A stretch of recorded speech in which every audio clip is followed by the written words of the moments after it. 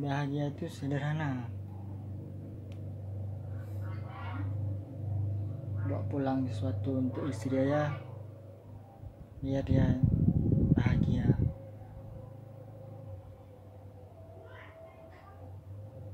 Pulang kerja jangan lupa bawa pulang sesuatu untuk istri kita di rumah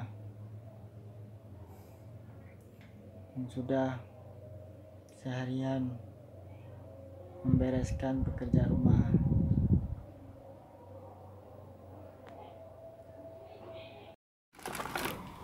Selamat makan mie goreng Aceh, mie goreng basah.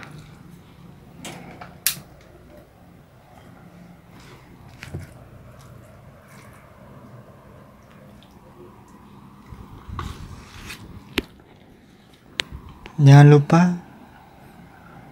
like, comment, and share.